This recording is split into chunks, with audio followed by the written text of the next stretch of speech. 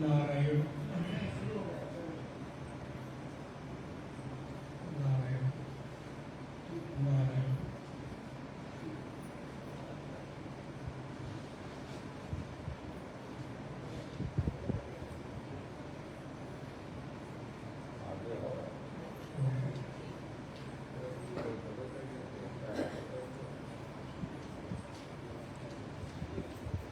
ओम सहनावतु सहनौ भुनक्तु सह वीर्यं करवावहै तेजस्विनावधीतमस्तु मा विद्विषावहै। ओम शांति शांति शांति। नारायणं नमस्कृत्य नरं चैव नरोत्तमं देवीं सरस्वतीं व्यासं ततो जयमुदीरयेत्। सदाशिवसमारम्भां शङ्कराचार्यमध्यमाम् अस्मदाचार्यपर्यन्तां वन्दे गुरुपरम्पराम्।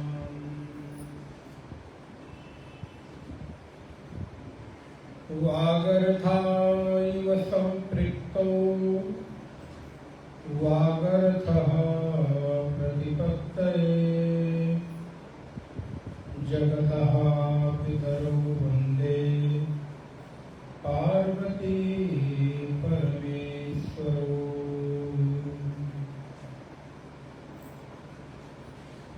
स्वामी मोहिन बिसारी हों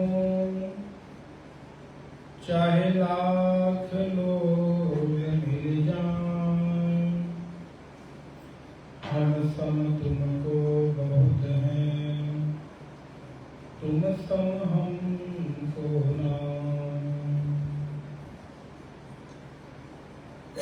गंगा तरंग रमणीय जटा कलापम गौरी निरंतर विभूषितवाम भागम। नारायण प्रियमनंगमदापहारम् वाराणसीपुरपतिं भज विश्वनाथम्। वाराणसीपुरपतिं भज विश्वनाथम्। या देवी सर्वभूतेषु स्मृतिरूपेण संस्थिता नमस्तस्यै नमस्तस्यै नमस्तस्यै नमो नमः। स्वामी मोहिन बिसारी हों चाहे लाख लोग मिल जाएं, हम सम तुमको बहुत हैं, तुम सम हमको ना। नहीं विद्या नहीं बाहुबल नहीं खर्चन को दाम, मोते पतित अपंग को तुम पति राखो राम। अपने अपने घर की सबका को पीर, अपने अपने घर की सबका को पीर, तुम्हें पीर सब घर की धन्य धन्य रघुवीर।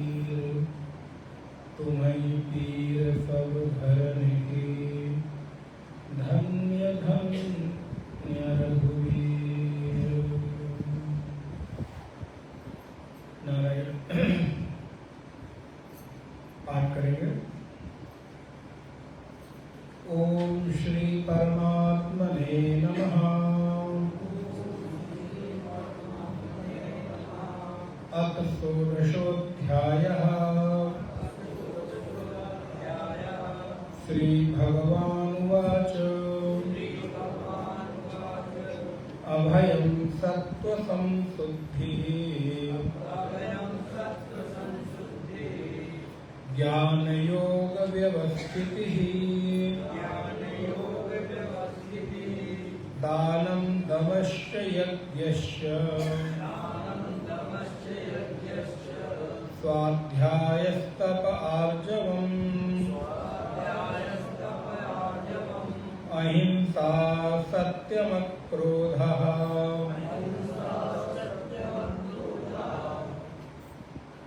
त्यागः शान्तिरपैशुनम् दया भूतेष्वलोलुप्त्वम्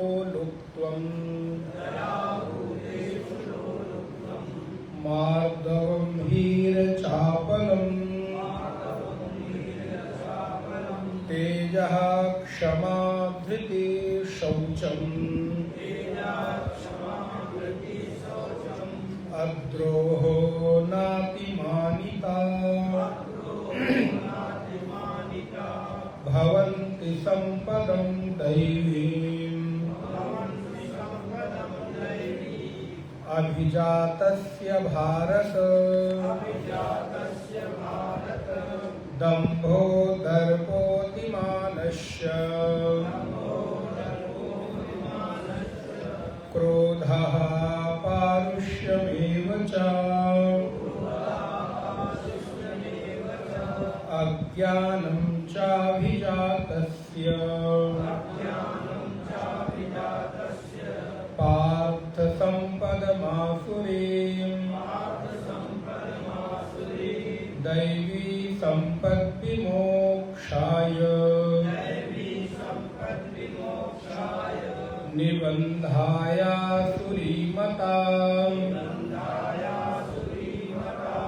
मा शुचः सम्पदं दैवीम्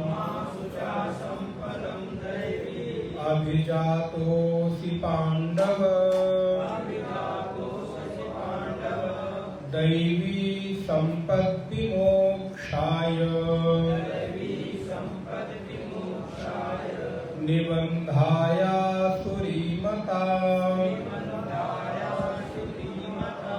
मा शुचः सम्पदं दैवीम् अभिजातोऽसि पाण्डव द्वौ भूतसर्वो लोकेऽस्मिन् दैव आसुर एव च दैवो विस्तरशः प्रोक्तः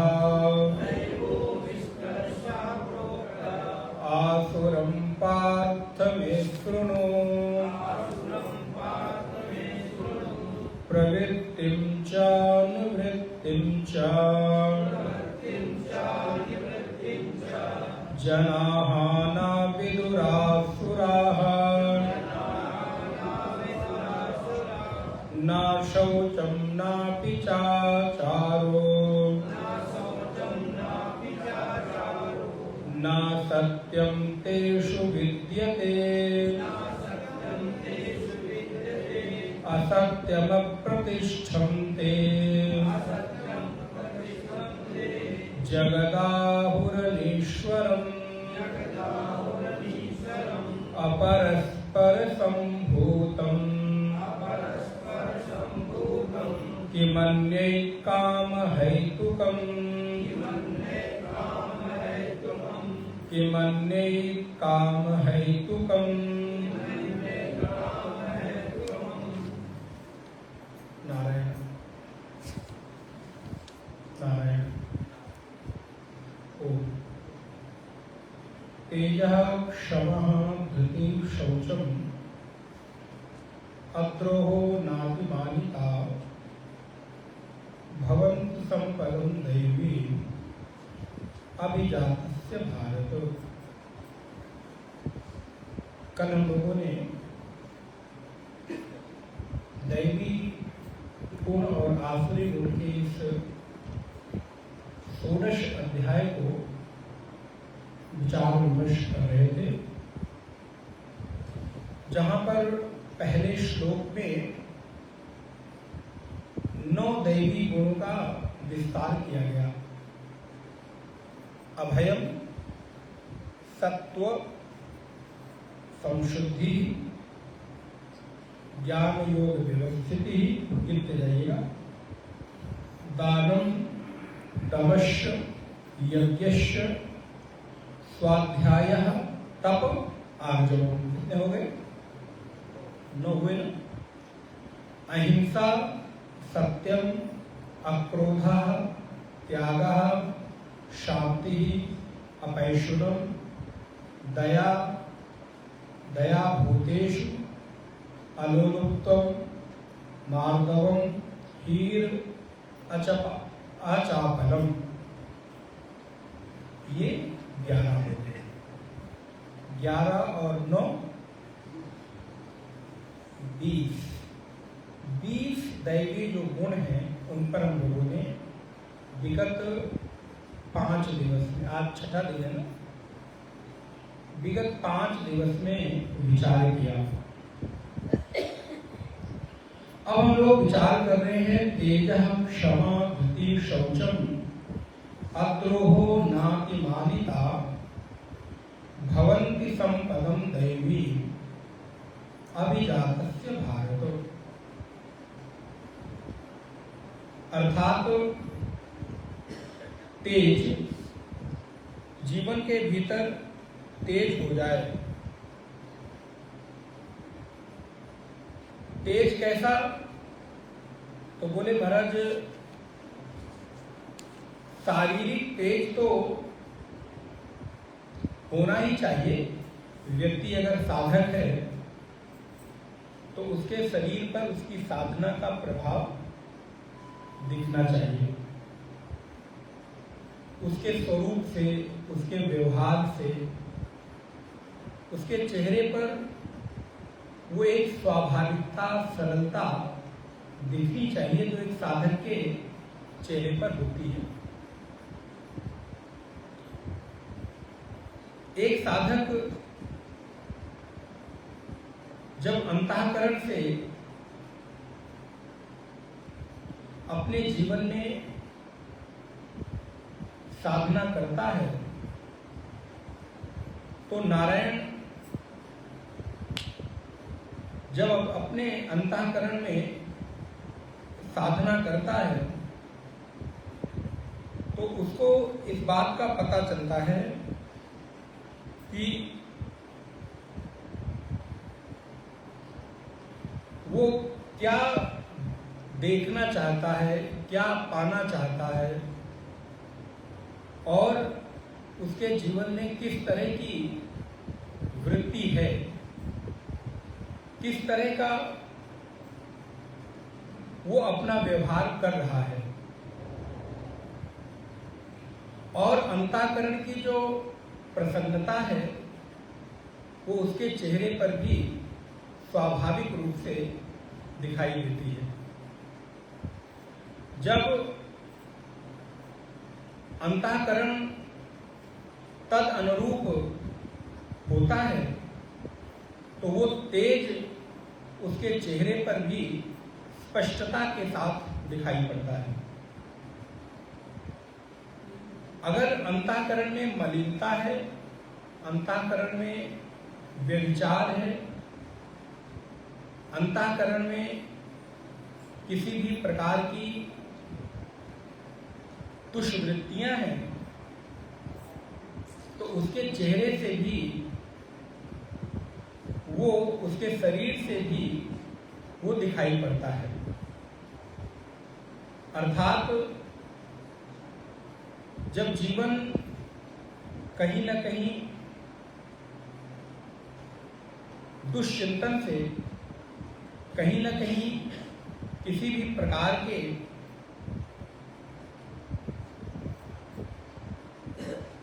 अधर्म के मार्ग से पोषित होता है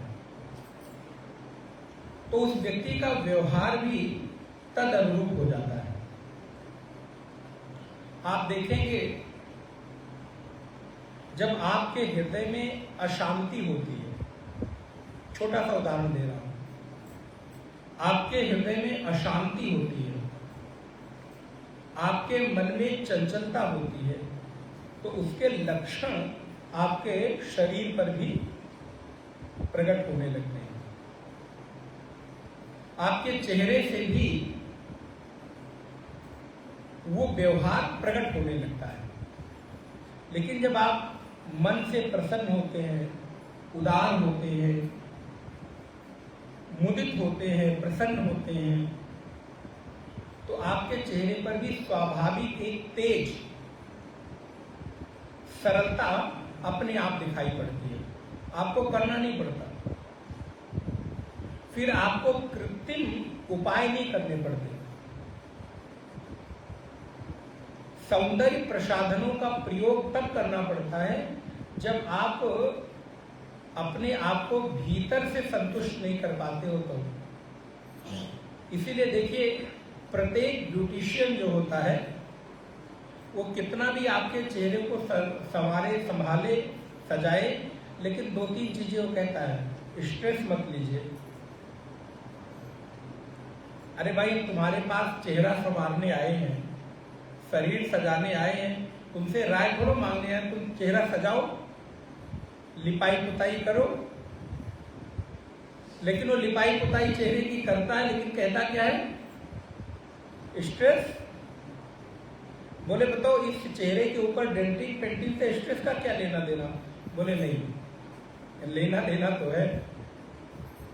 मैं ऊपर से तुम्हें कितना भी लीप पोत दूं, लेकिन जब तक भीतर से नहीं खुश रहोगे, वो ऊपर की लिपाई पुताई तुमको सुंदर। अगर तुम सुंदर दिखना चाहते हो तो सबसे पहले स्ट्रेस लेना, चिंता करना कम करो, नींद भरपूर लो। 3-4 चीजें बड़ी कॉमन सी हैं। चिंता मत करो, नींद भरपूर लो, खूब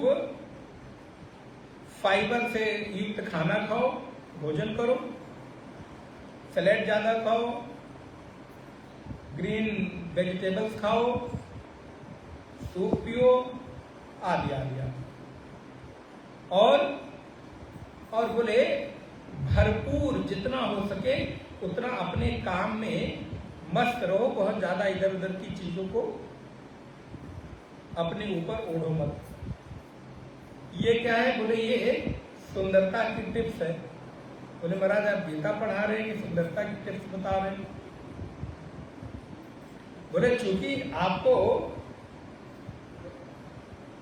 आंतरिक सौंदर्य, आंतरिक सुंदरता तो चाहिए ही चाहिए ना।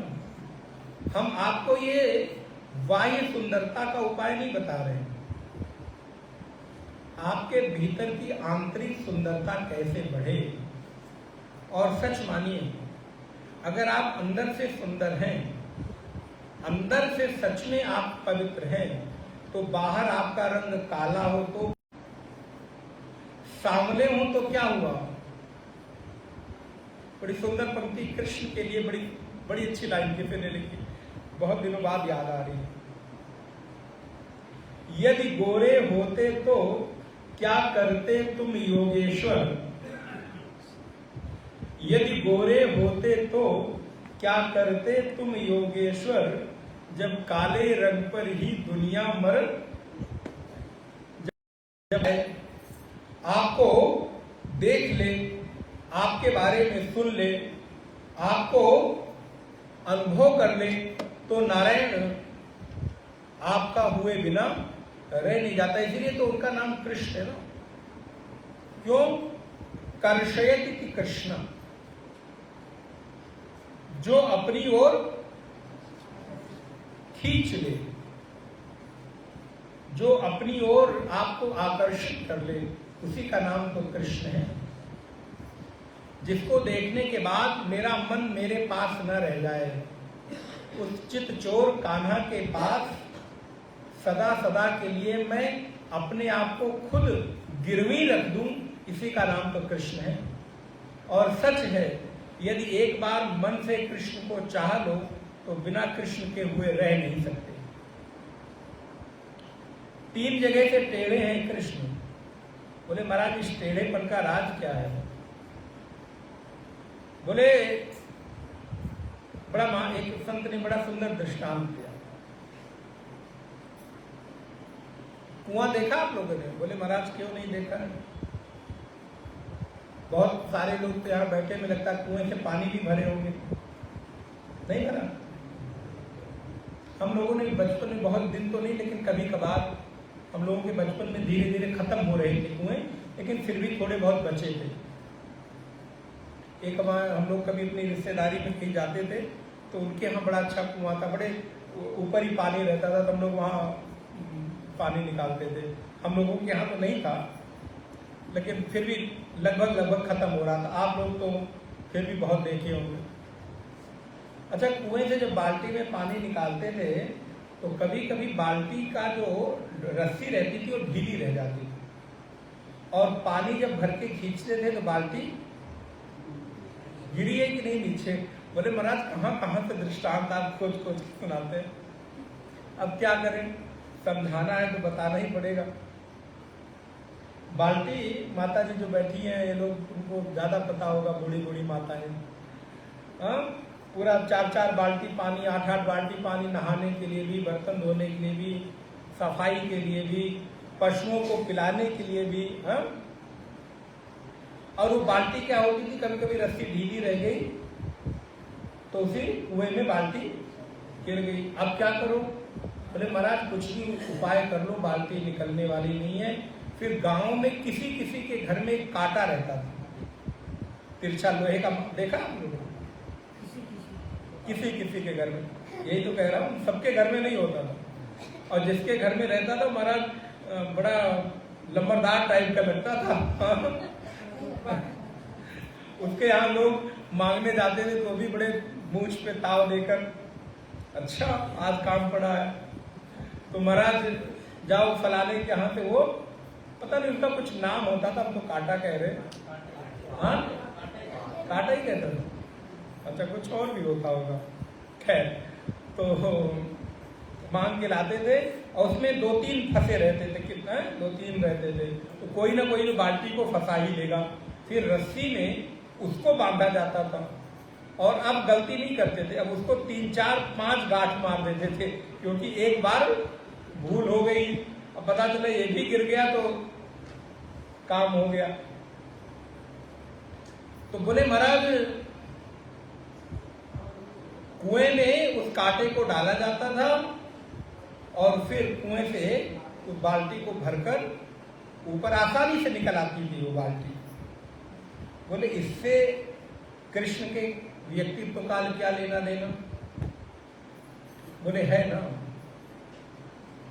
जैसे बाल्टी जो कुएं में गिर गई है उसको खींचने के लिए एक तिरछे कांटे की जरूरत पड़ती है, उसके सहारे वो बाल्टी खींची हुई चली आती है। वैसे ही संसार रूपी कूप में गिरे हुए मनुष्यों को, ये संसार क्या है?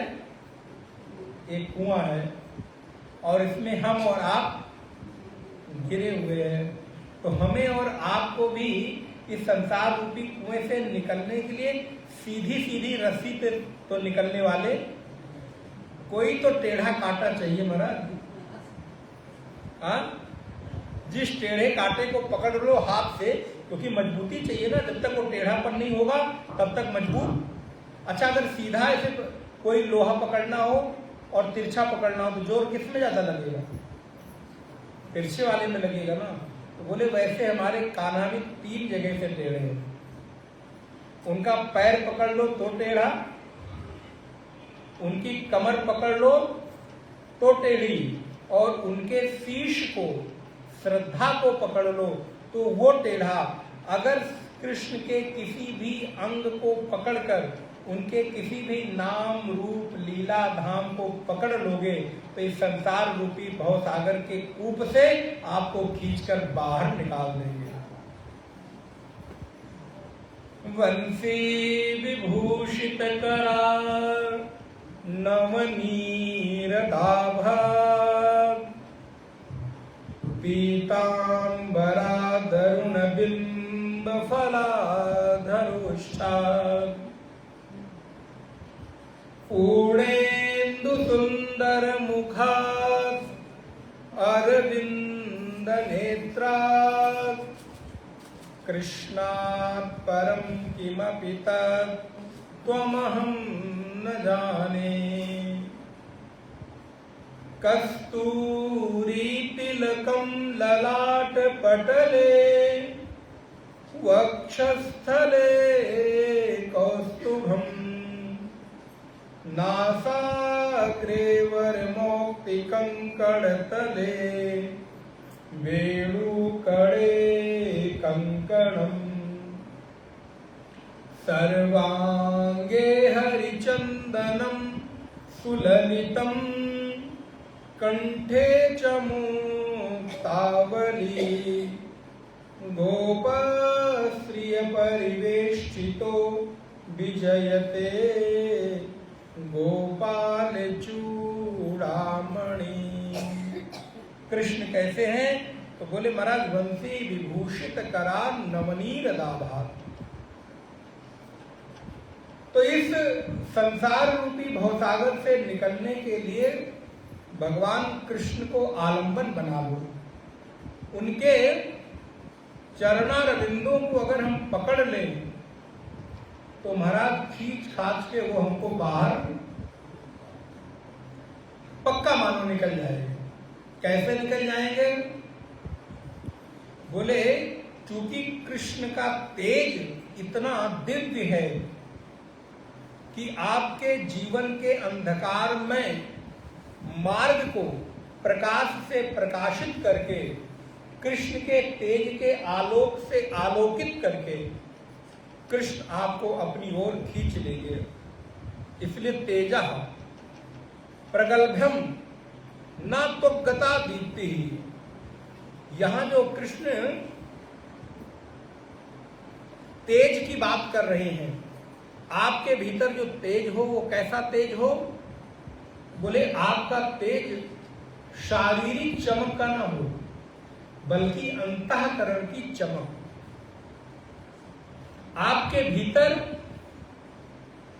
स्वाभाविक रूप से एक तेज प्रकट होने लगे। आपके भीतर आपका मन भगवान कृष्ण के चरणों के साथ ऐसा आसक्त हो जाए कि आप चाह कर भी कृष्ण को छोड़ न सके। देखो मेरे भाई बहन,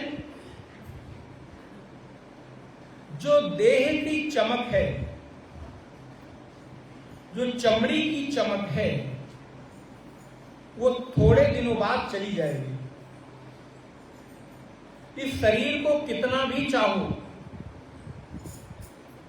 इस शरीर को कितना भी आप चाहो, वो एक ना एक दिन बूढ़ा होगा ही होगा।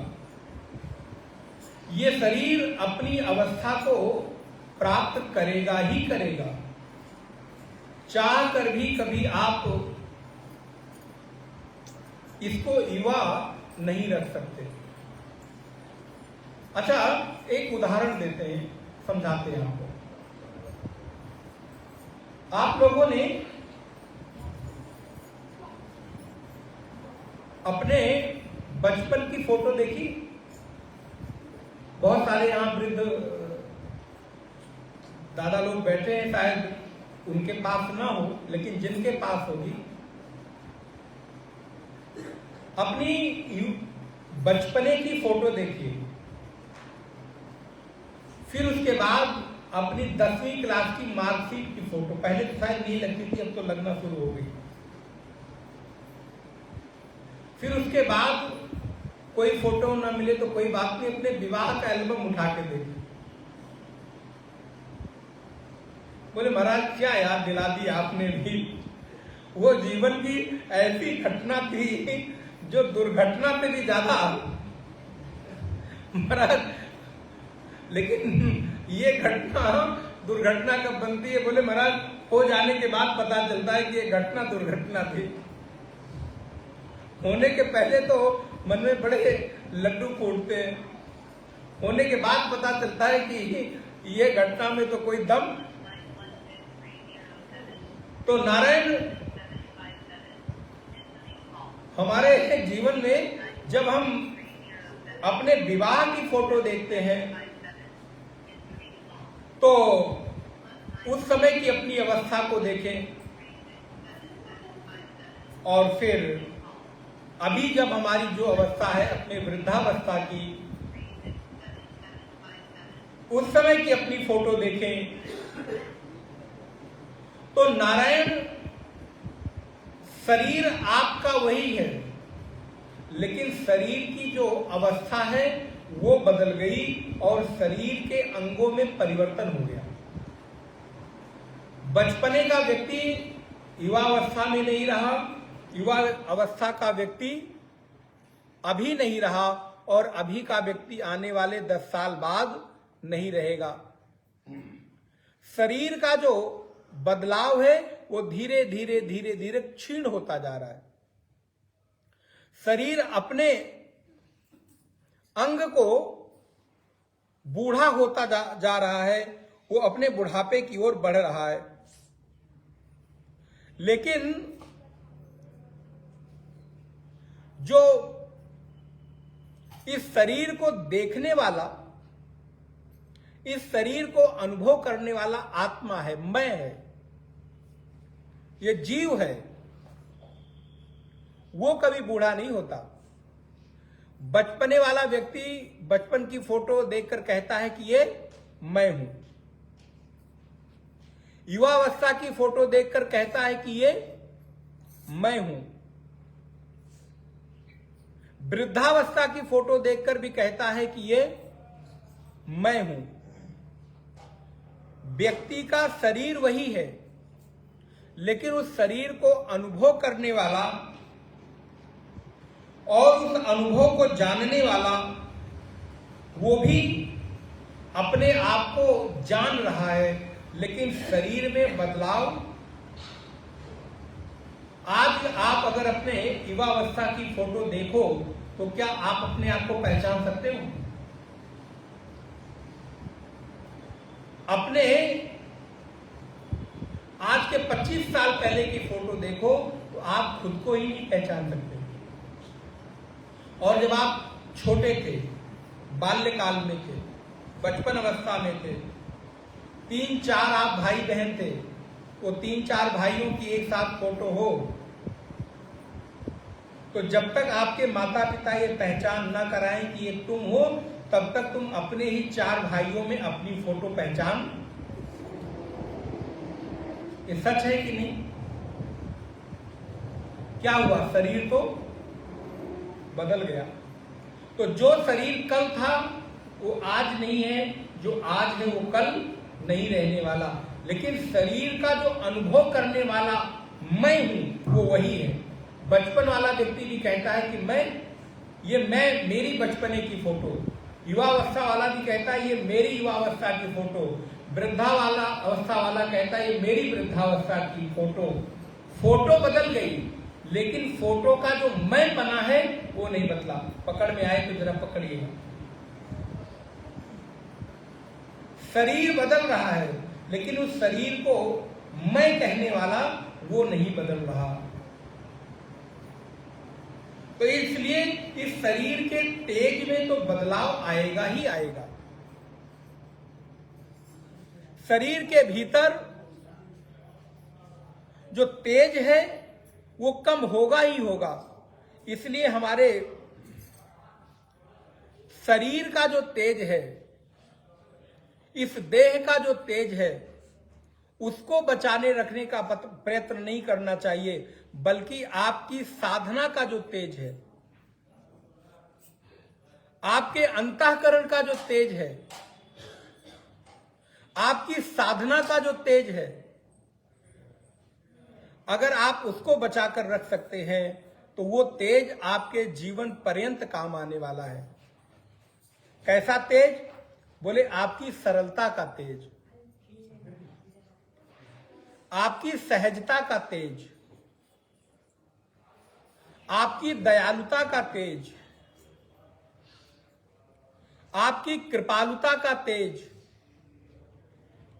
आपके भीतर जो भावनाओं का तेज है, आपके भीतर जो परोपकार का तेज है, आपके भीतर किसी दूसरे की मदद करके जो अंदर एक तेज प्रकट होता है, उसको हमेशा बचा के रखिए। अगर वो तेज बचा रहे तो बाहर से आपके शरीर का जो तेज है वो कम भी हो जाए, मिट भी जाए, तो भी चिंता मत करिएगा। आज देखिए हमारे और आपके बीच कितने सारे ऐसे महा जिनका शरीर नहीं है, देह नहीं है, लेकिन उनके कृतित्व का जो तेज है, उनके त्याग का जो तेज है, उनके बलिदान का जो तेज है, उनकी श्रद्धा का जो तेज है, आज भी हम उसको स्मरण करते हैं, आज भी हम उसको याद करते हैं। हमारे महापुरुष आज हमारे बीच में नहीं है, लेकिन उनका ऐसी तेज प्रकट हो कि आपसे कोई चेहरा, आपसे कोई आंखें न मिला सके। आपके जीवन के भीतर चरित्र का तेज हो, आपके जीवन के भीतर संयम का तेज हो, आपके व्यक्तित्व को कोई हल्के में ना लेने पाए, आपके व्यक्तित्व के भीतर ऐसा तेज प्रकट हो। ऐरा गहरा नत्थु खैरा आए और जिसका मर्जी जो आए वो आपको कहकर चला जाए, जिसका मर्जी आए जो आपको जैसे चाहे वैसा सोच ले, आपके बारे में फॉर ग्रांटेड ले ले। बोले नहीं, आपके भीतर ऐसा गांभीर्य हो, ऐसा तेज हो, आपके व्यक्तित्व के भीतर ऐसा वजन हो कि आपके चेहरे की चमक भले फीकी पड़ जाए, लेकिन आपके व्यक्तित्व का चमक कभी फीकी, आपके चरित्र का बल ऐसा हो, आपके त्याग का बल ऐसा हो, आपकी सेवा का बल ऐसा हो, आप अपनी विनम्रता से लोगों के हृदय में सदा सदा के लिए स्थान स्थापित कर सकते हो। आपके चेहरे से प्रभावित होकर थोड़े दिनों तक कोई याद करेगा, लेकिन आपकी सेवा से प्रभावित होकर आजीवन आपको कोई याद रखेगा। आप अपने व्यक्तित्व का निर्माण किस रूप में करना चाहते हो? वासुदेव कृष्ण कहते हैं तेजः क्षमा। क्षमा तो अद्भुत गुण है इस जीवन में। क्षमा शोभती उस भुजंग को जिसमें, आगे ऐसे नहीं भाई, क्षमा शोभती उस भुजंग को जिसमें, जिसके पास गरल हो, जो दंतहीन है, विषहीन है, जिसके पास आपको हानि पहुंचाने की कोई सामर्थ्य नहीं है, वो कहे जाओ मैंने तुमको क्षमा कर दिया, तो ये कौन सी बहुत बड़ी बात है। क्षमा शोभती उस भुजंग को जिसके पास गरल हो। वो भुजंग, वो सर्प, उसका आपने कुछ अहित कर दिया, उसके फल पर आपके पैर पड़ गए और वो आपको क्षमा कर दे, जो आपको काट सकता था, तब तो बात भी समझ में आती है। ध्यान रखिए, क्षमा हमेशा बलवान करता है, बलहीन व्यक्ति हमेशा बदला लेने की सोचता है। दोबारा रिपीट कर रहा हूं, याद रखिएगा, आप लोगों के जीवनों उपयोगी सूत्र है। जो बलवान होगा, गंभीर होगा, जिसके भीतर सामर्थ्य होगी वो हमेशा क्षमा करेगा। जो हल्केपन में होगा, जिसके पास सामर्थ्य नहीं होगी, जो कमजोर होगा, वो हमेशा बदला लेने की सोचेगा। बलवान बदला लेने की नहीं, बल्कि व्यक्ति को अपने क्षमा के गुण से बदल देने की सामर्थ्य रखता है। अरे किसी को बदल देना ये महानता है कि किसी से बदला ले लेना ये महानता है। अगर आपके भीतर सामर्थ्य है तो किसी से बदला मत लो, बल्कि किसी को बदल दो। किससे? अपने आचरण से, अपने व्यवहार से, अपने व्यक्तित्व से। इसलिए क्षमा एक उदारता है। कमजोर व्यक्ति कभी क्षमा नहीं करता, क्षमा हमेशा बलवान करता है। और क्षमा किस स्थिति तक? भगवत्पाद आचार्य शंकर लिखते हैं, आकृष्टस्य ताडितस्य व अंतर्विक्रिया अनुत्पत्ति उत्पन्नायाम विक्रियायाम प्रशमनम अक्रोधा इति अववाच इत्थम क्षमायाः अक्रोधस्य च विशेषः। बोले क्षमा गाली दिए जाने पर, ताड़ना किए जाने पर अंतःकरण में विकार ही उत्पन्न ना हो। मैंने एक दिन आपको निवेदन किया था कि किसी ने आपका अहित कर दिया, किसी ने आपको धोखा दे दिया, कि कोई आपके भरोसे को तोड़ दिया,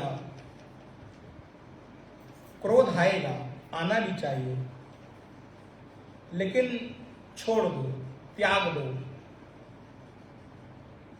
बदला लेने की सोचोगे तब तक, जब तक आप बदला नहीं ले लोगे, तब तक उसके किए गए की सजा आप खुद को देते रहोगे। पकड़ में आई बात?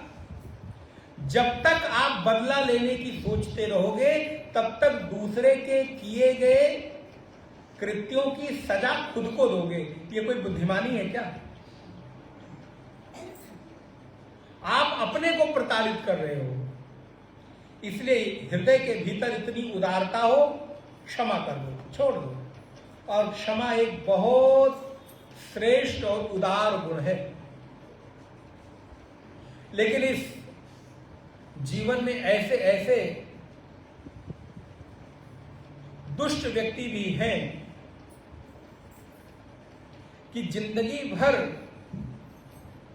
स्वयं प्रताड़ित होते रहेंगे, लेकिन उससे ज्यादा सुख उनको मिलता है कि दूसरे कैसे दुखी हों। इस संसार में बहुत सारे लोगों का अंतःकरण इतना निकृष्ट होता है, दुष्ट होता है, इतना मलिन और दूषित होता है,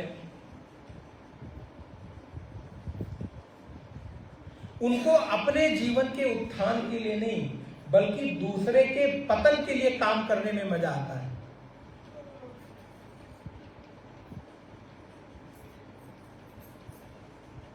दूसरे का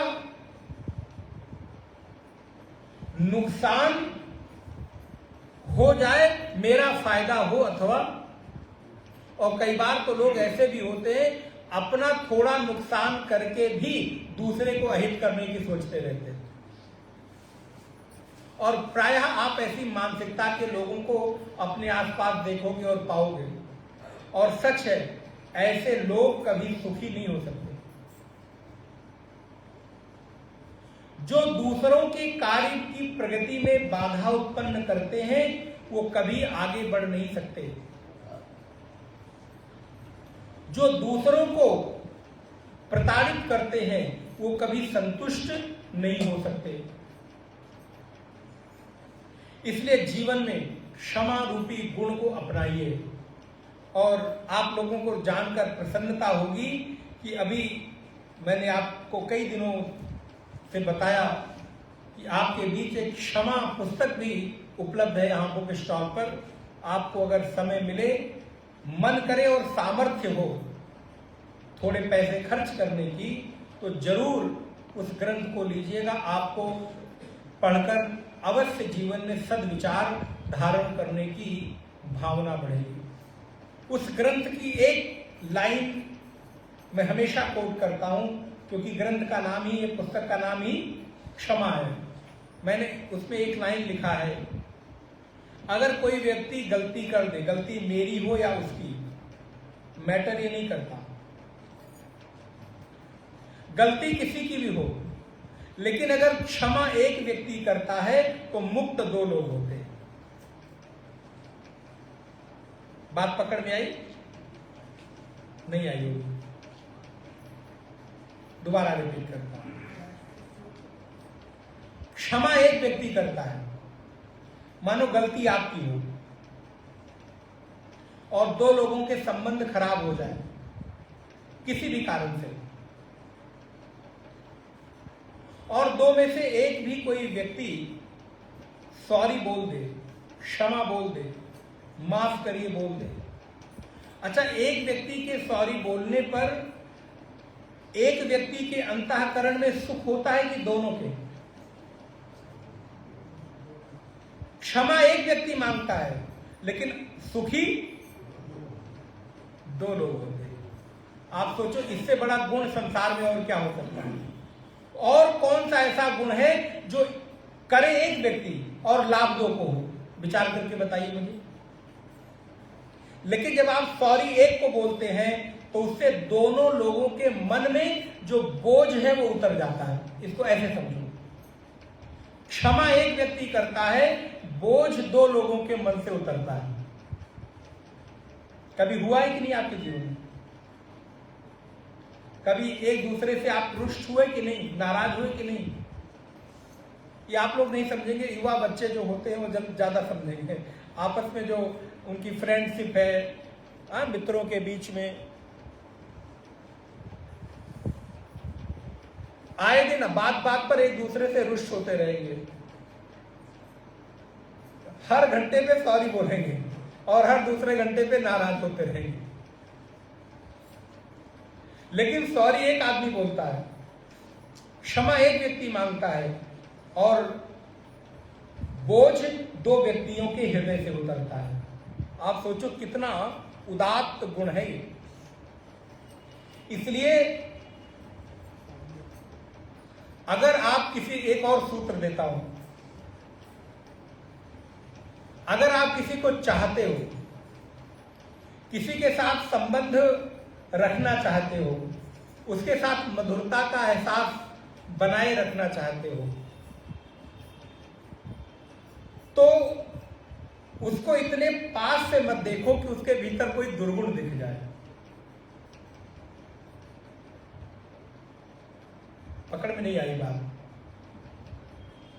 थोड़ी कठिन हो जाती भाषा, क्या करें। अगर किसी व्यक्ति के साथ आपके संबंध की निकटता की अनुभूति है तो उसको इतने पास से मत देखो, इतनी निकटता से मत देखो कि उसमें कोई दुर्गुण निकल आए। और अगर कोई व्यक्ति आपसे दूर चला गया है और उसको अपने पास लाना चाहते हो तो उसको इतनी निकटता से देखो कि शायद उसमें कोई गुण निकल आए और आप अपनी दूरी को समाप्त कर दो। सूत्र एक है, आप कहां किस रूप में उसको प्रयोग करते हैं। कोई अपना प्रिय हो तो बहुत निकट से मत देखो, नहीं तो कोई ना कोई दुर्गुण, क्योंकि हर मनुष्य में कोई ना कोई कमी, यहां कोई संसार में पूरा है ही नहीं। अरे भैया, राम और कृष्ण इस संसार में जब आते हैं, अवतार लेते हैं, तो लोग उनमें भी कमी देख लेते हैं, लोग उनमें भी कोई ना कोई त्रुटि और कमी ढूंढ लेते हैं। यहां तो हम और आप मनुष्य हैं, तो इसलिए कोई अपना बहुत खास हो तो बहुत निकटता से मत देखो, नहीं तो कोई ना कोई कमी निकल आएगी और आप उससे दूर हो जाओगे। और कोई आपका बहुत निकट व्यक्ति दूर हो गया हो तो कोशिश कर करके उसके पास जाओ, उसके दुर्गुणों को हटाओ, उसके गुणों को देखो। हो सकता है कोई एक बात ऐसी निकल आए जिससे आपको उससे प्रेम हो जाए। इसलिए अगर जीवन के भीतर कोई गलती हो जाए, कोई दुर्गुण हो जाए, जीवन के भीतर किसी भी प्रकार का ऐसा व्यवहार हो जाए, तो उस बीच एक गुण को अपनाओ और उस गुण का नाम है क्षमा। आप अपने भीतर क्षमा गुण को अपनाइए, और जब आप क्षमा लेकर आते हैं ना, माफ करना सीखते हैं, चलो ऐसा बोलता हूं, जब आप माफ करना सीखते हैं तो आप छोटे नहीं बल्कि आप बड़े हो जाते हैं।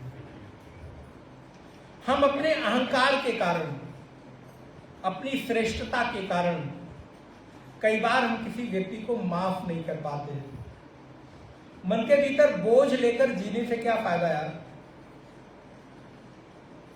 क्योंकि इस जिंदगी का कोई भरोसा, क्या भरोसा है इस जिंदगी का। सांस रुक जाएगी चलते चलते, क्षमा बुझ जाएगी जलते जलते, दम निकल जाएगा रोशनी का, क्या भरोसा है इस जिंदगी का। हृदय के भीतर भार लेकर, हृदय के भीतर बोझ लेकर जीने से फायदा है, जीने से कोई फायदा नहीं। उससे बेहतर है कि क्षमा कर दो, मुक्त कर दो, जाओ छोड़ दो, तुम्हें माफ किया। और माफ करने वाला व्यक्ति हमेशा श्रेष्ठ होता है। मैंने आपको निवेदन किया, यदि आप बलवान हैं तो क्षमा करेंगे, यदि आप कमजोर हैं तो आप बदला लेना चाहेंगे, और बदला लेने की भावना व्यक्ति को भीतर ही भीतर जलाती रहती है, भीतर ही भीतर परेशान करती रहती है। वो कई बार कर कुछ नहीं पाता, नुकसान अपना ही कर बैठता है। ऐसा जीवन जीने से क्या फायदा। जीवन के भीतर अवसर मिले तो मुस्कुराते हुए, जीवन के भीतर अवसर मिले उदात्त मन से, उदार मन से, यशस्वी मन से लोगों का आदर करो। एक और बात, आपके हृदय में इतनी जगह हो जाए, एक दो व्यक्ति क्या हजारों लाखों व्यक्तियों को भी जगह देनी पड़े तो आप देने की सामर्थ्य रखो। आप अपने आप को ऐसा बनाओ।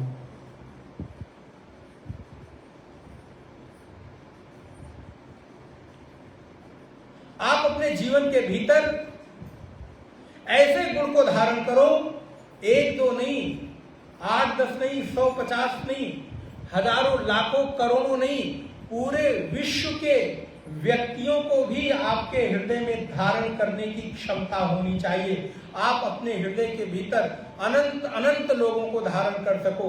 अगर आप में ये गुण नहीं है तो आप परमात्मा को कैसे धारण करोगे, क्योंकि परमात्मा की सामर्थ्य तो अनंत है। आप एक व्यक्ति को नहीं क्षमा कर पा रहे हो,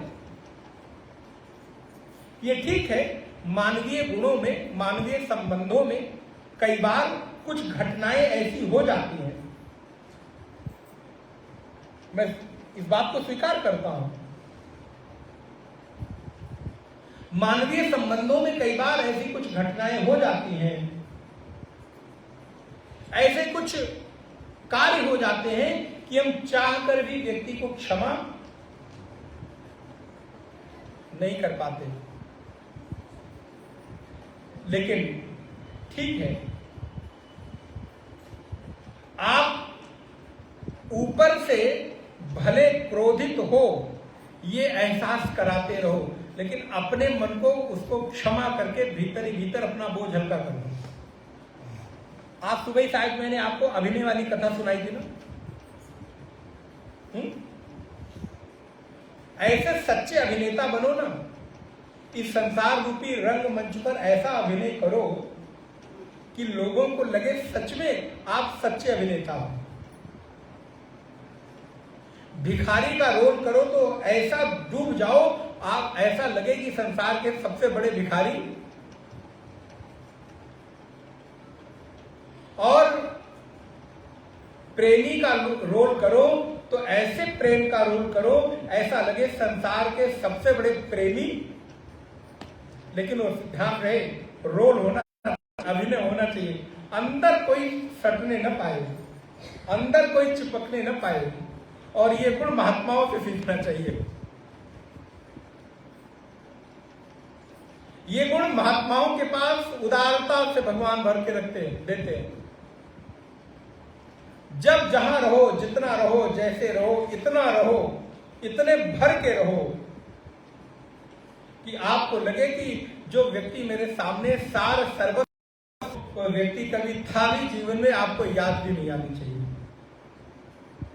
ये प्रेम का गुण, उदारता का गुण आपके जीवन के भीतर आपको आसक्त नहीं होने देगा, बंधन में नहीं आने देगा। प्रेम करो, प्रेम करने से थोड़ा कोई रोक रहा है, लेकिन प्रेम ऐसा हो जो प्रेम आपके सुख का हेतु बने, आपके दुख का हेतु।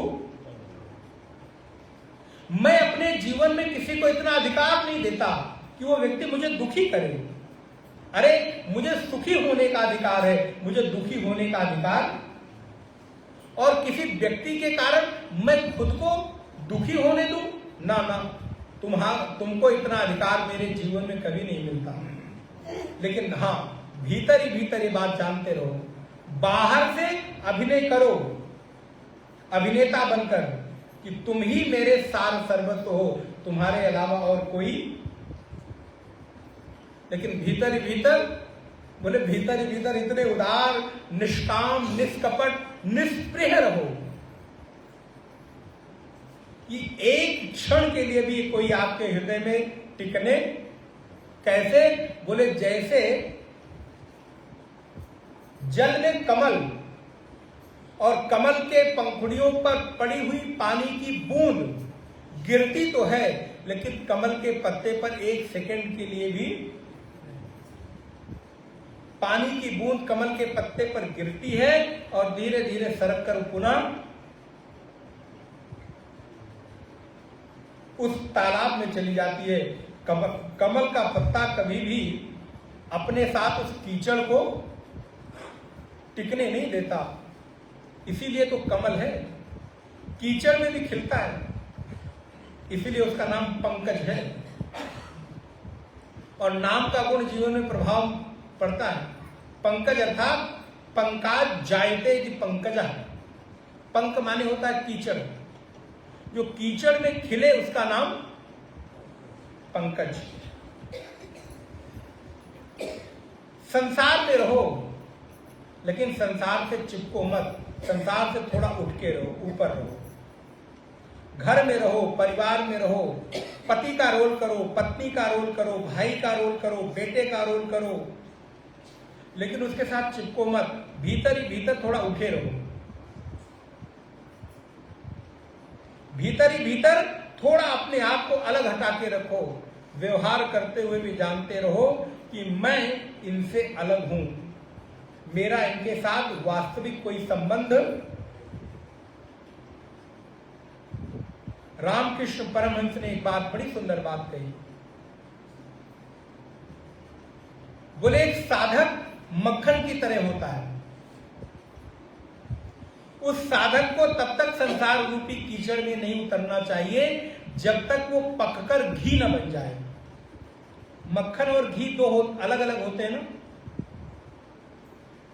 घी को देखा है, अगर कभी पानी में कुछ बूंद पड़ जाए घी की, तो घी क्या होता है? पानी के ऊपर तैर जाता है। लेकिन अगर कुछ बूंद मक्खन की पानी में गिर जाए तो क्या होता है? घुल मिल जाता है। बोले ऐसे ही साधक भी मक्खन की तरह है, लेकिन सन्यासी बोले घी की तरह है। साधक इस संसार रूपी कीचड़ में जब गिरता है तो मक्खन की भांति संसार का बनके रह जाता है। गृहस्थी उस मक्खन की भांति गृहस्थी बनकर ही रह जाता है, लेकिन सन्यासी बोले सन्यासी भी इस संसार रूपी कीचड़ में रहता है, लेकिन वो घी की भांति इस कीचड़ से थोड़ा ऊपर उठकर रहता है। लगता है वो भी संसार में रह रहा है, संसार रूपी कीचड़ में गिरता है, लेकिन वो गिरकर भी उस कीचड़ को अपने पैरों में लगने, लेकिन जो गृहस्थ में है, जो अभी साधारण साधक है, वो मक्खन की भांति है। बेचारा संसार में रहता है, सोचता है मैं बच तो जाऊंगा, लेकिन चूंकि अभी पका नहीं है ना, तो जब संसार के कीचड़ में गिरता है तो उसी में कितना सहन करती है। और प्रातः काल उठकर सनातन वैदिक धर्मावलंबी पृथ्वी को प्रणाम करे और पृथ्वी से क्षमा मांगे, हे मां क्षमा करना, मैं आपके ऊपर व्यवहार करने जा रहा हूं। इसलिए क्या कहते हैं, क्राग्रे वसते लक्ष्मी करमध्ये सरस्वती करमूले तु गोविंदः प्रभाते करदर्शनम् समुद्रवस्ने देवी पर्वतस्तन मंडले विष्णुपत्नी नमस्तुभ्यं पादस्पर्शम क्षमस्व में। मैं आपसे क्षमा मांगता हूं। क्षमा गुण अगर किसी से सीखना है तो पृथ्वी से सीखो। इतना सब कुछ होने के बाद भी कभी प्रतिक्रिया नहीं करती। क्या मेरा अंतःकरण भी इतना मजबूत हो सकता है कि कोई मेरा कितना भी अहित कर दे, फिर भी मैं किसी से बदला लेने की नहीं बल्कि किसी को बदल देने का संकल्प करूं। जीवन में मजा है बदल देने में, बदला लेने में नहीं।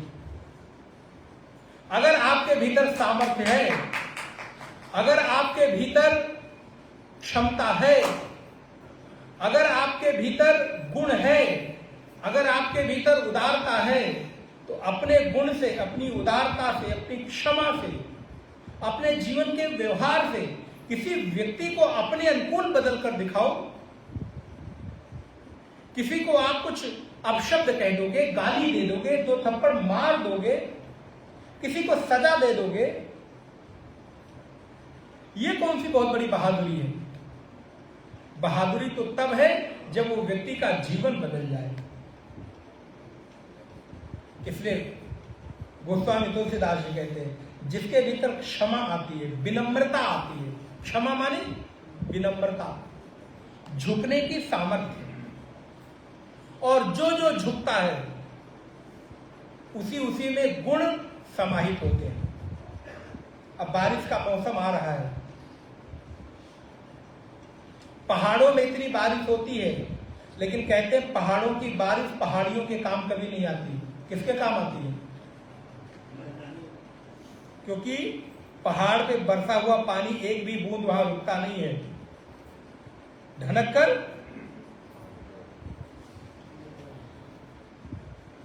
अभी बारिश होगी, आप देखोगे कहीं कोई गाड़ी का पहिया चला जाए, वो पृथ्वी गीली रहे तो वहां पर थोड़ा गड्ढा हो जाता है। कोई पशु,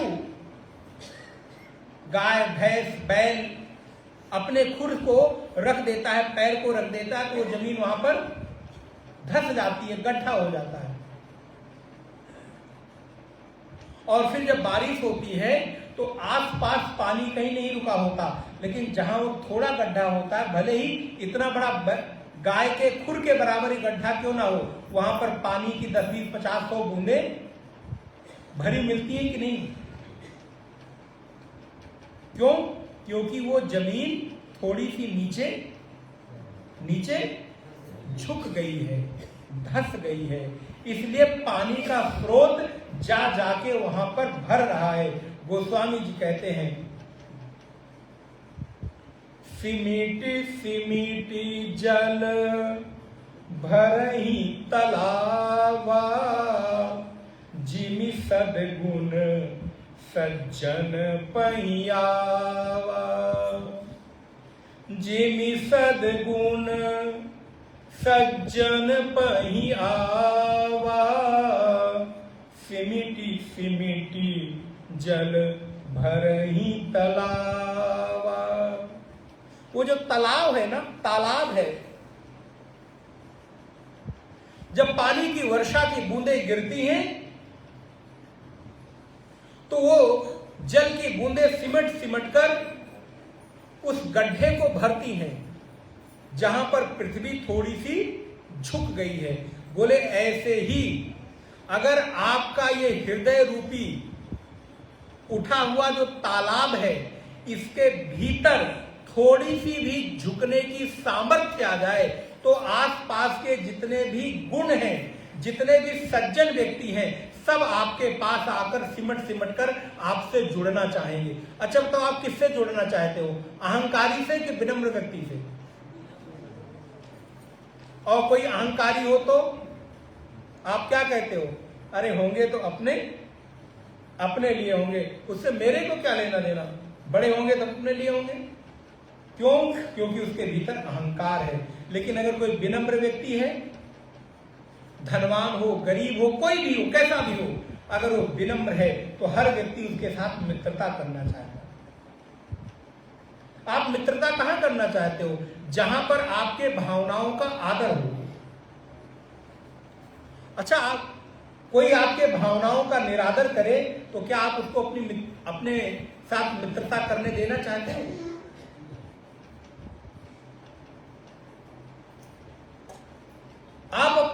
आपकी भावनाओं का कोई बार बार निरादर करे, आपकी भावनाओं को बार बार कोई कुचले, आपकी मान मर्यादा को बार बार कोई राख राख करे, तो आप क्या कहते हो, भैया बस बहुत हो गया, तुम अपने रास्ते और हम। लेकिन यदि हमारा हृदय थोड़ा झुका हुआ हो, हमारे हृदय में थोड़ी विनम्रता हो, तो अगर कोई व्यक्ति थोड़ा अपराध भी कर दे, किसी में थोड़ी कमी भी रहे, तो भी चाह कर वो मित्रता तोड़ना भी चाहे तो भी आप उसके पास, अरे नहीं यार चलो आगे से ध्यान रखूंगा, अरे आप क्षमा करो आगे से ध्यान रखूंगा। क्यों? क्योंकि आप उस विनम्र व्यक्ति के साथ अपने संबंधों को जोड़ना चाहते हो, क्योंकि वो आपकी भावनाओं का आदर करता है। और ध्यान रखिए मेरे भाई बहन, इस जीवन में उपयोगी वही है, बहुमूल्य व्यक्ति वही है जो आपकी इच्छाओं का, आपके भावनाओं का आदर करता हो। यदि कोई आपकी भावनाओं का आदर नहीं करता तो उसके साथ संबंध बहुत दिनों तक टिक नहीं सकते।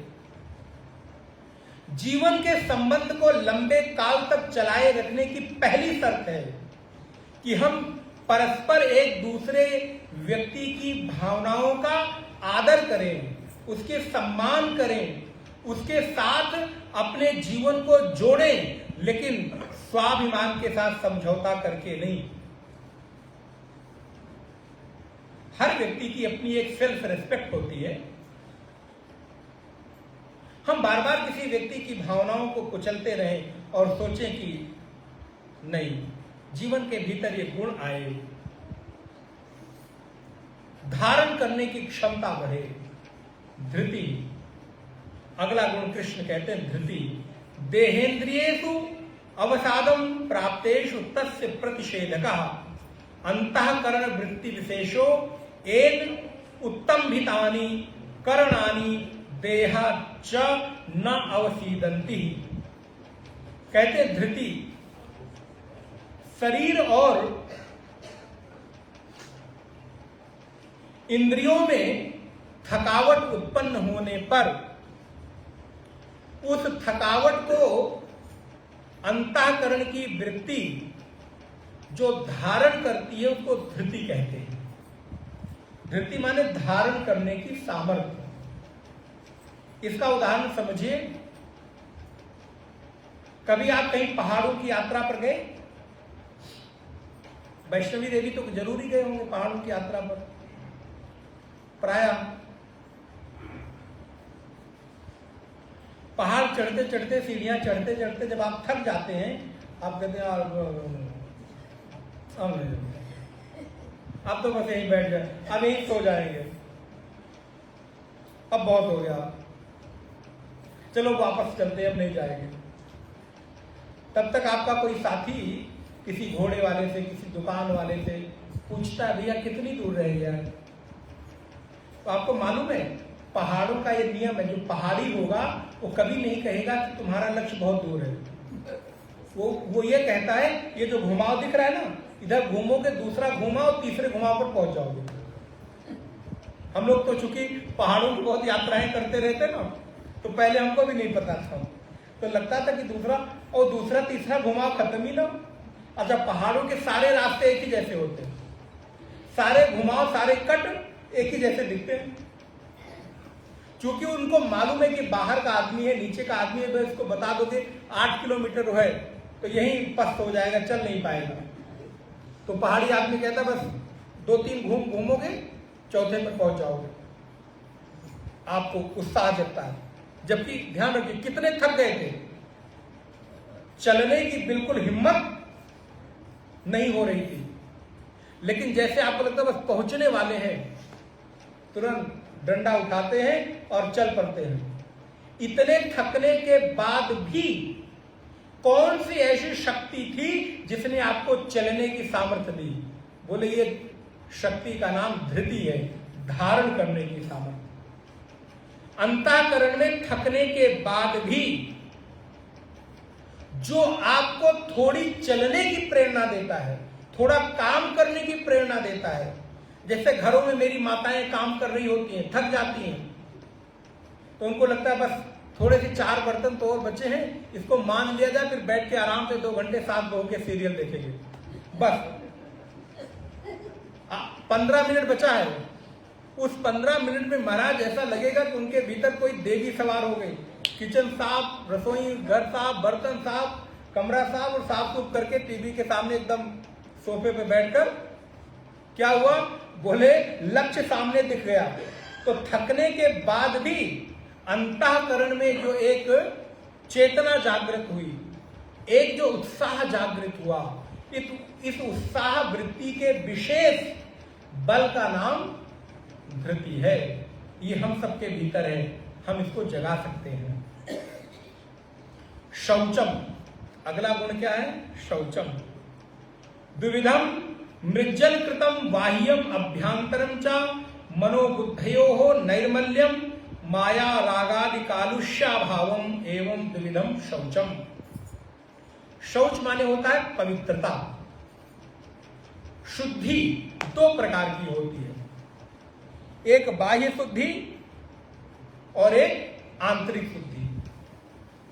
बाह्य शुद्धि क्या है कि आप सुंदर चरक किए हुए, ड्राई क्लीन किए हुए सुंदर सुंदर कपड़े पहनो, इसका नाम।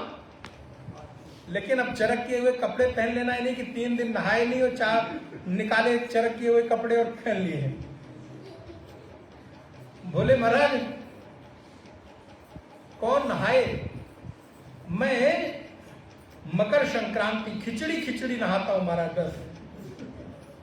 तो कितने भी चरक किए हुए नहीं, नए नए कपड़े भी पहन लो तो कोई शुद्धि। तो शरीर की बाह्य शुद्धि अर्थात अपने शरीर को पवित्र रखना, बालों को धुलना, तेल लगाना, कानों को साफ रखना। ध्यान रखिए शरीर के प्रत्येक अंग की सुरक्षा करनी चाहिए।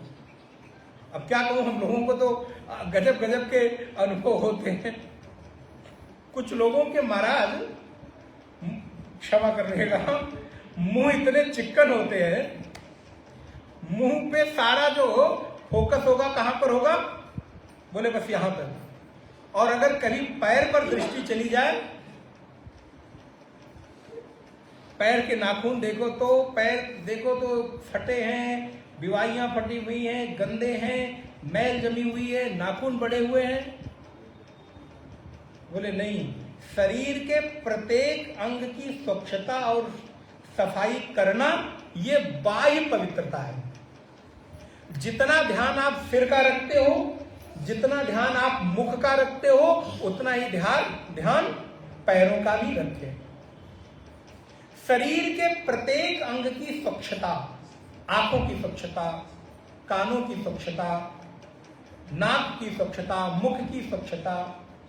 अब कुछ लोग तो महाराज क्या बताएं, हम लोग तो ऐसा भगवान काम देते हैं, कुछ बात करना होगा तो कान में ही आके बात करेंगे, और कान में बात करेंगे तो पता चलेगा कि 3 दिन से ब्रश नहीं किया है। आप सोचो हालत क्या हो जाती होगी। इसलिए जीवन में मैनर्स सीखिए, जीवन में मर्यादाएं सीखिए। किसी से बात करना हो, मुख पर हाथ रखकर, रुमाल रखकर बात करनी चाहिए। अब ये सब सिखाने पढ़ाने वाली बात तो क्या है, लेकिन फिर भी आप किसी से बात करते हो तो बात करते समय आपके मैनर्स कैसे होने चाहिए। आप कानों का ध्यान रखें, नाक का ध्यान रखें, आंख का ध्यान रखें, मुख का ध्यान रखें, नाखून का ध्यान रखें। शरीर के प्रत्येक अंग की सुरक्षा करना, सफाई करना, ये आपका कर्तव्य है। और ये कोई अपराध नहीं है अगर आप स्वच्छता के तरफ ध्यान रखते हैं तो इसको। लेकिन अब ये भी ना हो जाए, किसी किसी को तुम्हारा फोबिया हो जाता है। किसी किसी घर में हम लोग जाते हैं, माताओं को सफाई का फोबिया हो जाता है। दिन भर में साफ फर्श भी 3 बार साफ होती है। अब हम लोग तो हर रोज घरों में जाते हैं, सफाई भी हो, लेकिन अब सफाई के नाम पर सफाई का फोबिया भी। एक माता जी थी तो अपने साथ में महाराज वो टिश्यू पेपर लेके चलती, तो जो गीला वाला उसको क्या बोलते हैं, वाइट क्या, वाइट पेपर, जो गीला गीला टिश्यू पेपर। महाराज कुर्सी साफ हो तो भी वो सर्वेंट उनके साथ रहता था। वो सर्वेंट पहले आता, कुर्सी 3 बार साफ करता, फिर वो आके बैठती थी। डोलची साथ में चलती है, पानी साथ में चलेगा, फ्रूट साथ में चलेगा। क्यों? बोले नहीं महाराज बाहर का तो कुछ नहीं लेती, बाहर का प्रोटोकॉल है किसी किसी का। तो बोले इतनी भी स्वच्छता आवश्यक है, लेकिन उस स्वच्छता के नाम पर आप किसी को प्रताड़ित भी न करें। अगर आपके भीतर क्योंकि शरीर हमारा अति संवेदनशील हो जाता है, इन सारी व्यवस्थाओं से शरीर के भीतर स्वच्छता करना हमारा कर्तव्य है। ये तो शरीर की बाह्य शुद्धता है, हमारे वस्त्र साफ सुथरे हों, वस्त्रों में कोई गंदगी ना हो, लेकिन इन सबके साथ आपके अंतःकरण की भी सफाई जरूरी है। अगर अंतःकरण साफ नहीं है ना मेरे भाई बहन, तो ऊपर से आप कितने भी साफ रहो, लेकिन ये सारी सफाई बेकार है। अंतःकरण की सफाई क्या है? काम, क्रोध, लोभ, मोह, मद, मात्सर्य, ईर्ष्या, राग, द्वेष, अविद्या, अभिनिवेश, अहंकार, ये सब जो अंतःकरण में आपके मल हैं, इन मल को समय समय पर साफ करें, स्वच्छ करें। तो भजन आपने सुना ना, राम नाम के साबुन से जो मन का मैल हटाएगा, निर्मल मन के दर्पण में वो श्री राम का दर्शन। तो बोले हमारे अंतःकरण में जो गंदगी है, उसकी स्वच्छता का नाम शौच है। कई बार पवित्रता और स्वच्छता में अंतर होता है। मैं इतना कहकर आगे बढ़ूंगा। पवित्रता और स्वच्छता में कोई वस्तु स्वच्छ है तो जरूरी नहीं कि पवित्र हो। कोई वस्तु स्वच्छ है तो जरूरी नहीं कि वो पवित्र हो। घरों में हम लोगों के बहुत सारी चीजें ऐसी होती हैं जो स्वच्छ तो होती हैं, साफ तो होती हैं, लेकिन पवित्र नहीं होती। जैसे डाइनिंग टेबल पर रखा हुआ अचार, जैम, बटर, चटनी। क्या हुआ? बोले महाराज डाइनिंग टेबल पर एक ही डिब्बे में अचार रखा है, सारे लोग खाए हुए उसी जूठे हाथ से उसी चम्मच से निकाल रहे हैं, उसी से हम भी निकाल रहे हैं। खाने के बाद बच गया, ढक्कन लगा के उसको रख दिया गया। फिर कोई आया तो हमने सामने परोस दिया। डिब्बा कैसा है? बोले डिब्बा तो देखने में बिल्कुल स्वच्छ है, नीट एंड क्लीन है, लेकिन वो पवित्र। ये वस्त्र हमने पहन लिया, दिन भर पहन लिए, इसमें कोई मैल नहीं लगी, गंदगी नहीं लगी, ये स्वच्छ है, कल पहना जा सकता है। लेकिन पवित्रता की दृष्टि से कल पहनकर इसको पूजा में हम स्वच्छ होता हुआ भी ये पवित्र। अब ये पवित्र कब होगा? बोले कुछ नहीं, इसको एक ऐसे साफ जल में भी पानी में डुबोकर आप टांग दीजिए, सूख जाए, ये स्वच्छ वस्त्र पवित्र हो गया। इसलिए स्वच्छता और पवित्रता में थोड़ा भेद होना चाहिए। थोड़ा सा हमको स्वच्छता और पवित्रता को समझने की आवश्यकता है। इसलिए भगवत्पाद शंकराचार्य कहते हैं बाह्य शुद्धता, बाह्य शौच और आंतरिक शौच अद्रोह, एक से एक गुण है जिन पर अद्भुत विचार है। परिजिघांस भावा अहिंसनम, दूसरे का घात करने की इच्छा के अभाव का नाम अद्रोह है। अर्थात किसी के घात लगाकर किसी को धोखा न देना, प्लानिंग करके किसी को धोखा। कई बार हम किसी के साथ मित्रता प्लानिंग करके करते हैं। इसके साथ मित्रता करो, फिर बाद में बताता हूं, और वो बाद में हमको पता चलता है जब हम धोखा।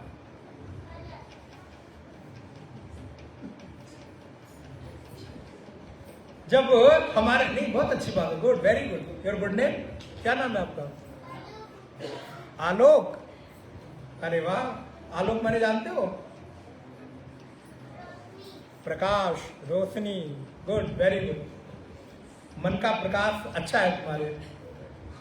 इस बच्चे के लिए हम लोग बहुत अच्छे सुंदर तालियां बजाएं। Very good. तो मन के भीतर कई बार ऐसे धोखे मिलते हैं जो प्लानिंग करके करते हैं। ये जीवन में बहुत बड़ा अपराध है, बहुत बड़ा पाप है। और कभी कभी हम किसी पर अपने से ज्यादा भरोसा कर लेते हैं। जीवन की प्रत्येक चीज उसके साथ साझा करते हैं और पता चलता है कि उस व्यक्ति ने आपको धोखा दे दिया। अच्छा, एक बात और बताऊं, जो व्यक्ति धोखा देता है ना, घाटे में वही होता है। जो धोखा खाता है वो घाटे में नहीं होता। उसका बाहर से थोड़ा बहुत नुकसान होता हुआ दिखाई देता है, नुकसान हो जाता है, यश का नुकसान हो जाएगा, धन का नुकसान हो जाएगा, लेकिन उसमें दम होगी, उसका प्रारब्ध होगा, तो दोबारा उन चीजों को तैयार कर लेगा, दोबारा खड़ा हो जाएगा। लेकिन जिसने धोखा दिया है ना, वो जीवन भर अपनी नजरों से नजर नहीं मिला सकेगा। वो अपनी नजरों से नजर नहीं मिला सकेगा। क्यों? क्योंकि उसको मालूम है कि मैंने किसी के साथ कैसा अपराध और पाप किया है। मेरे भाई बहन ध्यान रहे, जीवन में सब कुछ करना, बस एक बात का ध्यान रखिए, कोई ऐसा काम मत कीजिएगा कि आप अपनी नजरों से खुद अपनी नजरें ना मिला सके। बस दूसरों के साथ मिला पाते नहीं पाते बात की बात है, देखा जाएगा। किसी ऐसे कृत्य से कि आप अपनी ही नजरों में खुद गिर जाएं। अगर आप ऐसा करते हो तो आपसे बड़ा अपराधी और पापी और कोई। ठगने वाला व्यक्ति, धोखा देने वाला व्यक्ति, उसको लगता है कि मैंने किसी को ठग कर अपना भला कर लिया है, लेकिन ऐसा नहीं होता। लेकिन जो व्यक्ति ठगा जाता है वो भली भांति हर तरह से फायदे में रहता है, हर तरह से उसके जीवन में फायदा ही फायदा है। क्योंकि कम से कम,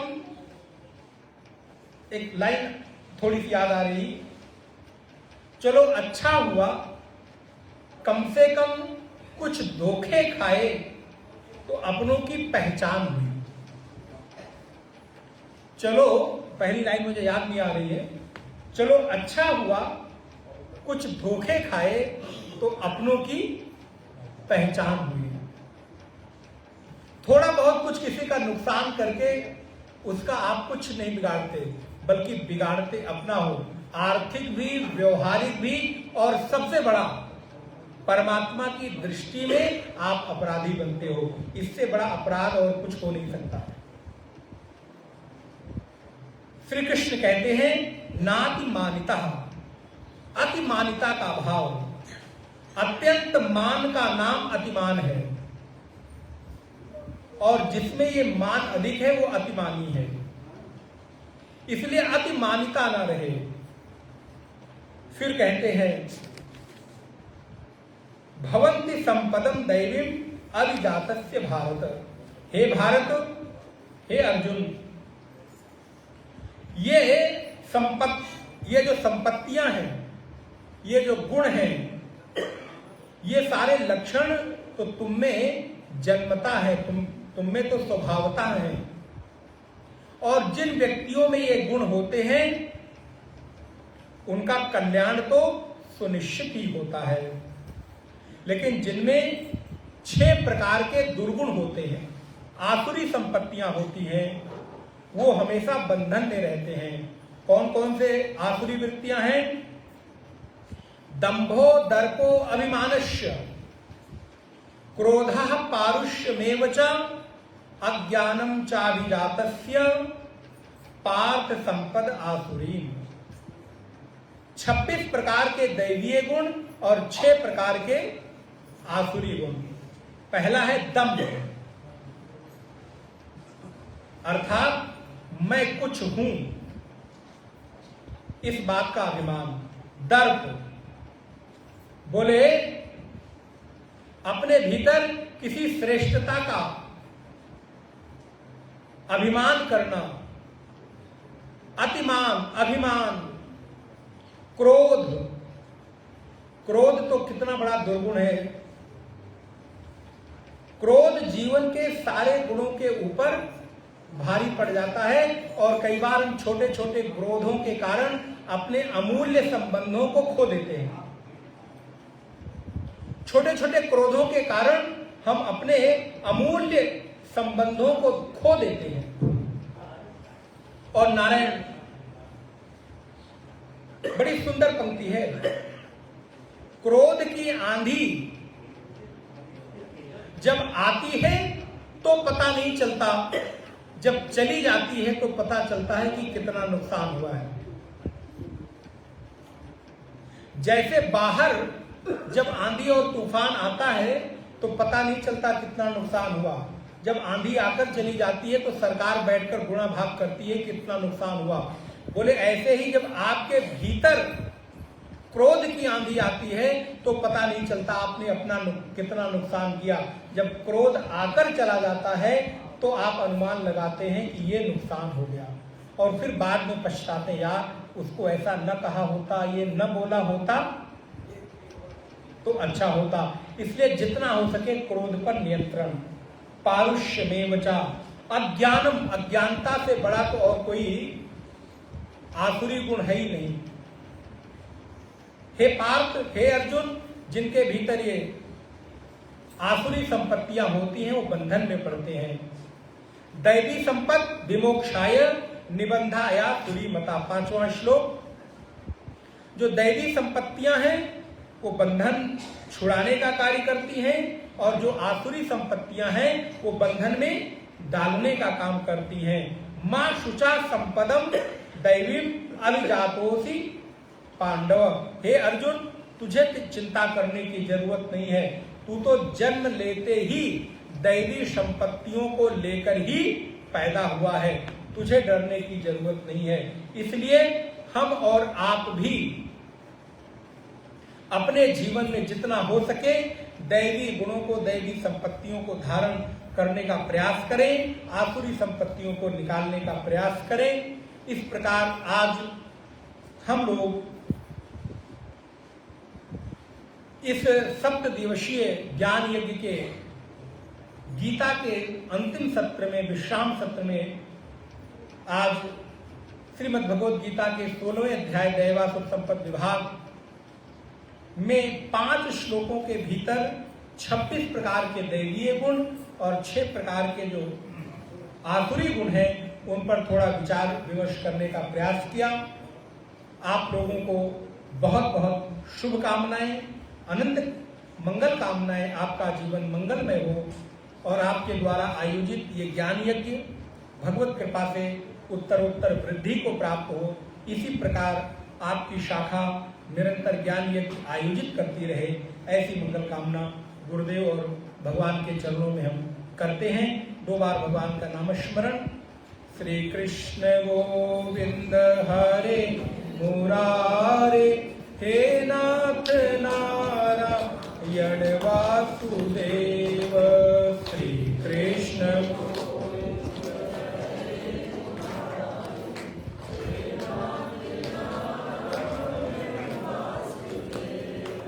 श्री कृष्ण गोविंद हरे मुरारे, हे नाथ नारायण वासुदेव। श्री कृष्ण